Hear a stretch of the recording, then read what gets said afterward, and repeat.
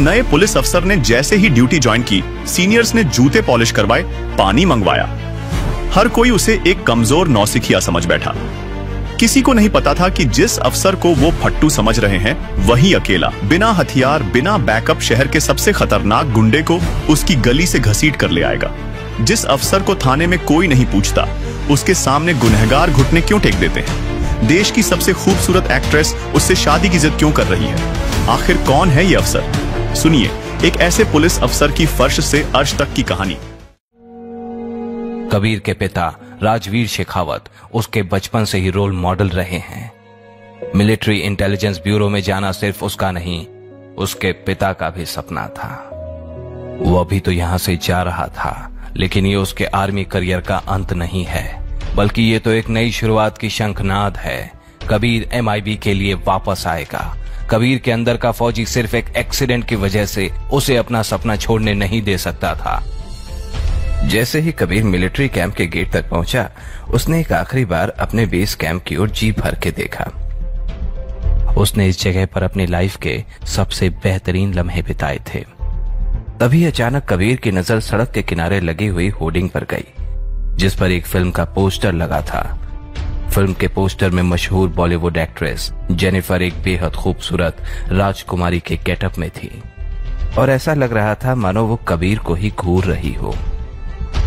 ये देखकर तुरंत कबीर की आंखों की पुतलियां फैल गईं, जिसे टीम इंस्ट्रक्टर ने तुरंत ही पढ़ लिया। ये तो फेमस एक्ट्रेस जेनिफर है ना?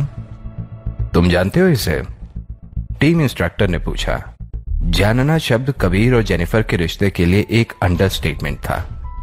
ये सवाल सुनकर कबीर के जहन में मानो यादों का जैसे एक तूफान सा आ गया, और वो टीम इंस्ट्रक्टर के सवाल का जवाब दिए बगैर ही आगे बढ़ गया। क्या कबीर MIB में वापसी कर पाएगा? कैसी रहेगी उसकी MIB के बाद की जिंदगी? कबीर एक मामूली सा हवलदार था, जिसकी नई नई पोस्टिंग दिल्ली क्राइम ब्रांच में हुई थी। तभी हवलदार तांबे ने प्रियंका से कहा, मैडम, आपको पता है आज बॉलीवुड की सबसे बड़ी हीरोइन जेनिफर अपने पुलिस स्टेशन में रिपोर्ट लिखवाने आ रही है। हाँ, उसने खास बोला है कि मीडिया को इस बारे में पता नहीं चले। क्या सच? मैं जेनिफर की बहुत बड़ी फैन हूँ। उन्हें सामने से देखने के लिए तो पूरी दुनिया तरसती है। आज मुझे इतना बड़ा मौका मिलने वाला है, मगर कब आएंगी वो? और तभी पुलिस स्टेशन के बाहर एक बड़ी सी गाड़ी रुकी। लगता है मैडम वो आ गई। जेनिफर के कदम जैसे जैसे पुलिस स्टेशन के पास आ रहे थे, सभी लोगों की एक्साइटमेंट बढ़ रही थी। जेनिफर मैम, आप मेरे सामने हो। मुझे अपनी आंखों पर यकीन नहीं हो रहा। लोग तरसते हैं आपको देखने के लिए। मैम, मैं आपको कैसे बताऊं कि मैं आपकी कितनी बड़ी फैन हूं। आपका काम 1 मिनट में हो जाएगा। ओए कबीर, जल्दी से मैडम के लिए पानी लेकर आओ। और जैसे ही कबीर पानी लेकर बाहर आया, उसे देखते ही जेनिफर भाग कर आई और कबीर के पैरों में गिरकर रोते हुए कहने लगी, कबीर प्लीज मुझसे शादी कर दो। कबीर, मैं तुम्हारे बिना नहीं रह सकती। प्लीज मुझे अपना लो कबीर। आखिर क्यों एक मामूली हवलदार से शादी करने के लिए रो रही थी बॉलीवुड के हीरोइन? जेनिफर प्लीज मेरे साथ बाहर चलो, मुझे तुमसे अकेले में बात करनी है। कबीर जेनिफर को लेकर स्टेशन के बाहर गया और उससे अकेले में कहने लगा, देखो हमारा जो भी अतीत है वो हमें सबसे छुपा कर रखना होगा, और भूलो मत हमारे एग्रीमेंट में क्या लिखा है कि वो राज बाहर नहीं आना चाहिए, वरना हम दोनों ही मुसीबत में पड़ सकते हैं। हाँ कबीर, मुझे पता है, और मैं वादा करती हूँ कि हमारा वो राज कभी बाहर नहीं आएगा। जेनिफर इतना कहकर स्टेशन से चली गई, और जैसे ही कबीर अंदर आया, प्रियंका ने बड़ी हैरानी से पूछा, कबीर, ये बॉलीवुड हीरोइन तुमसे शादी क्यों करना चाहती है? एक्चुअली एक दिन मेरी ड्यूटी इनकी शूटिंग में लगी थी, मैंने इनकी थोड़ी मदद कर दी तो शायद इम्प्रेस हो गई थी। अब चाहे वो कितनी भी बड़ी हीरोइन क्यों ना हो, पर है तो एक इंसान ही ना। हाँ, ये तुमने सही कहा। खैर, अभी तुम पास वाले हॉस्पिटल में चले जाओ, वहाँ सिक्योरिटी गार्ड की जरूरत है। कुछ ही देर का काम है, फिर वापस आकर अपनी नाइट ड्यूटी में चले जाना। ठीक है। कबीर कुछ ही देर में हॉस्पिटल पहुँच गया, और वहाँ जाते ही एक औरत ने उसे देखकर शोर करना शुरू कर दिया। बच्चा चोर, तू यहाँ हॉस्पिटल में लोगों के बच्चे चुराने आया है ना? तुझे तो चप्पलों से मार पड़नी चाहिए। नहीं नहीं नहीं नहीं, मैं बच्चा चोर नहीं, मैं तो पुलिस हवलदार हूँ। शक्ल से तो तू एक बच्चा चोर लगता है। तेरी हॉस्पिटल में कोई जरूरत नहीं है। जा, तू अपने पुलिस स्टेशन में जा। अब इन्हें मैं कैसे बताऊं कि इस हॉस्पिटल में हमला होने वाला है, सबकी जान खतरे में है। ये बात मैंने किसी को भी नहीं बताई है। क्या सोच रहा है? निकल यहाँ से। मैडम, मेरी ड्यूटी यहाँ सिक्योरिटी गार्ड की लगी है। अबे हवलदार, मुझसे मुंह मत चला। मैं इस हॉस्पिटल के मालिक की बहन हूँ। तू मुझे ठीक आदमी नहीं लग रहा है। चल दफा हो जाए यहाँ से। मगर मैडम। कबीर के इतना कहते ही इस औरत ने कबीर को एक जोर का थप्पड़ मारा। अब एक शब्द भी और कहा ना तो सच में चप्पल की मार खाएगा। चुपचाप यहाँ से दफा हो जा। मगर तभी कहीं से एक जोर के धमाके की आवाज आई। बचाओ! हॉस्पिटल में गुंडे घुस गए थे। एक गुंडे ने उस औरत को पकड़ा और उसके सर पे बंदूक रख के कहा, अभी तो धमाका दूर से हुआ है, ये बस ट्रेलर था, मगर मैंने एक बॉम्ब हॉस्पिटल में भी फिट कर दिया है। अगर प्राइम मिनिस्टर यहाँ आके मुझसे माफी नहीं मांगते तो मैं ये जगह एक बटन दबाकर पूरी तरह से बर्बाद कर दूंगा। प्लीज कोई मेरी मदद करो, मुझे बचाओ इन गुंडों से। तभी कबीर वहाँ पर आया और उसने कहा, आप घबराओ मत, मैं आपको कुछ नहीं होने दूंगा। अबे हवलदार, अपनी टीम को कॉल कर। तू अकेला क्या कर लेगा? खड़े खड़े मेरा मुंह क्या देख रहा है? अपनी टीम को बुला, मेरी जान बचा। मगर जैसे ही गुंडे की नजर कबीर पे गई, उसने उसी वक्त उस औरत को छोड़ दिया और कबीर के पैरों में गिरकर कहने लगा, कबीर सर, आप यहाँ कैसे? आप तो ये देश छोड़कर जा चुके थे। मुझे माफ कर दो कबीर सर, मैं अभी बॉम्ब डिफ्यूज कर देता हूँ, बस आप मेरी जान बख्श देना। कबीर जब तक उस औरत को कुछ कह पाता तभी सारे गुंडे भाग गए। कबीर अकेला किसी एक को भी नहीं पकड़ पाया। मुझे उन गुंडों का पीछा करना होगा। कबीर उन गुंडों के पीछे भागा, मगर सारे के सारे गुंडे वहाँ से भाग चुके थे। कबीर ने मन में कहा, ये बात बाहर नहीं आनी चाहिए, वरना वो राज खुल जाएगा। कबीर अभी नया नया दिल्ली में आया था। कबीर वापस पुलिस स्टेशन जा पहुंचा। तभी उसके सीनियर मंजीत सिंह ने उससे पूछा, कबीर, तुम अभी यहाँ क्या कर रहे हो? तुम्हारी ड्यूटी तो रात के 10 बजे से है।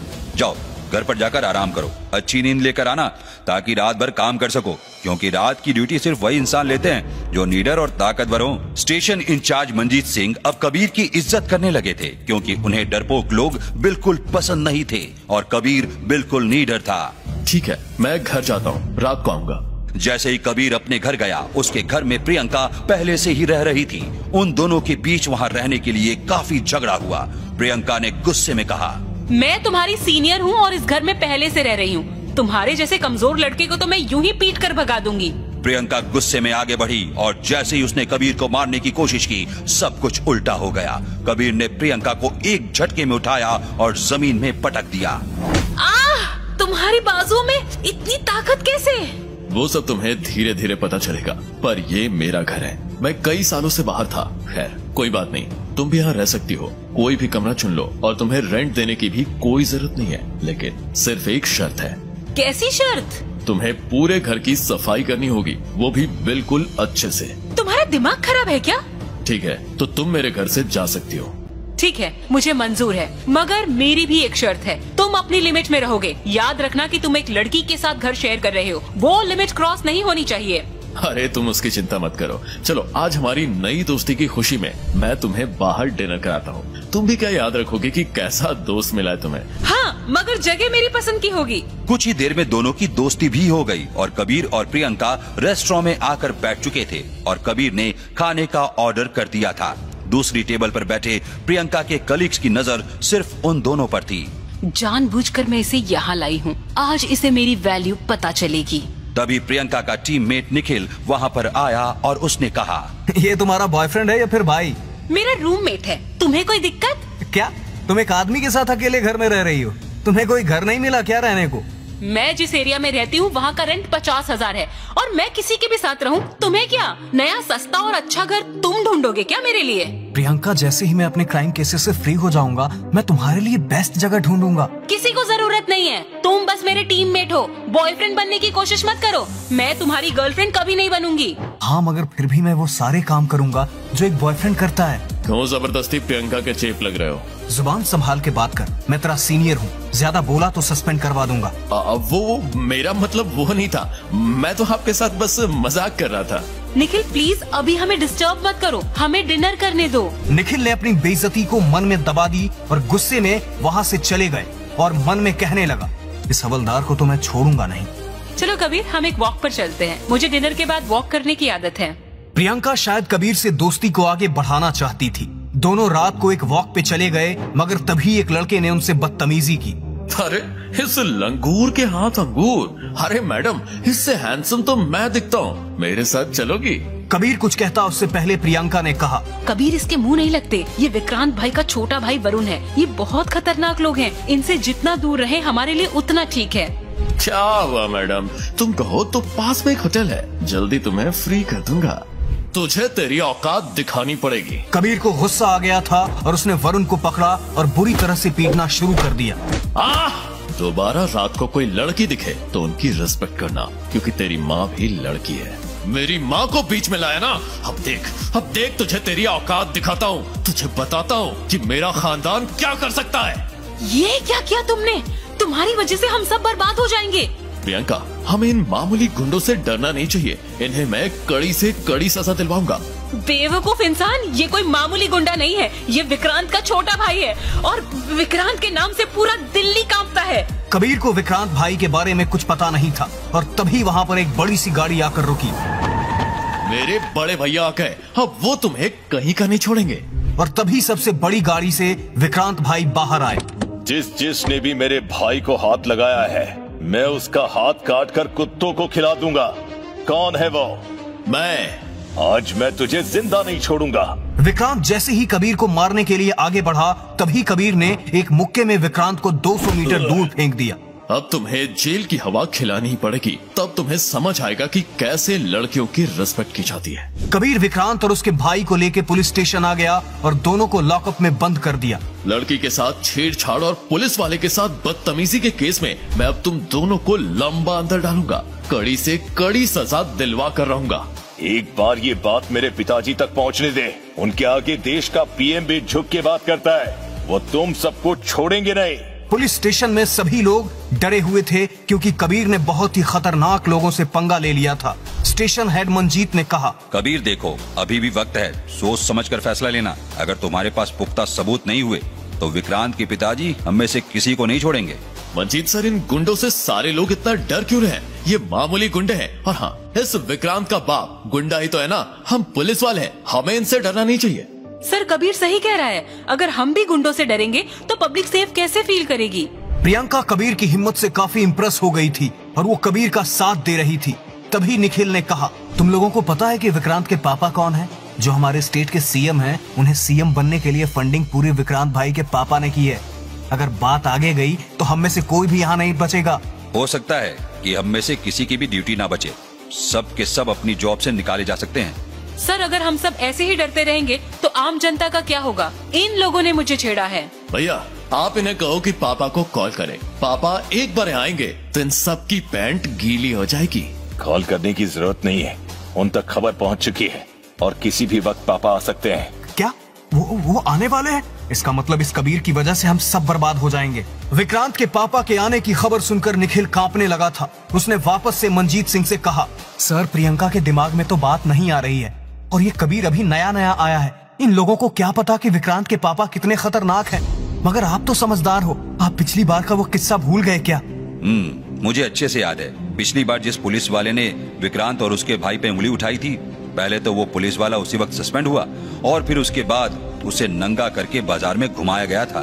इस बार नंगा करके घुमाएंगे नहीं। इस बार इस कबीर के टुकड़े टुकड़े करके हर एक पुलिस स्टेशन पर भेजेंगे ताकि हमारा खौफ पूरे दिल्ली में बना रहे। और उसी वक्त विक्रांत के पापा पुलिस स्टेशन में पहुंचे। कौन सुअर नाले से बाहर आ गया जिसने मेरे बेटों को लॉकअप में डाला है? सर, हम में से किसी ने कुछ नहीं किया। ये नया नया हवलदार आया है, कबीर शेखावत। इसने आपके बेटे को अंदर किया है। हमें कुछ मत करना सर। क्या कबीर शेखावत? हाँ, मैंने इन्हें अंदर किया है और अंदर इन्हें अच्छे से सबक भी सिखाया है। कबीर सर, आप ये मामूली से हवलदार क्यों बन गए? सर, मैं आपके पैरों में गिर के अपने बेटों की तरफ से माफी मांगता हूँ सर। इन्हें नहीं पता था कि आप कौन हैं। पापा, आप इस मामूली से हवलदार के पैरों में क्यों गिर गए? आखिर क्यों कबीर से डरते थे बड़े बड़े गुंडे? आखिर कैसे कबीर को पहले से पता था बॉम्ब धमाके का राज? आखिर कौन है कबीर शेखावत? सारे सीक्रेट खुलेंगे सिर्फ एक ही जगह। अभी डाउनलोड करें पॉकेट FM ऐप और फ्री में सुने इंडिया का सबसे धमाकेदार शो सीक्रेट फौजी।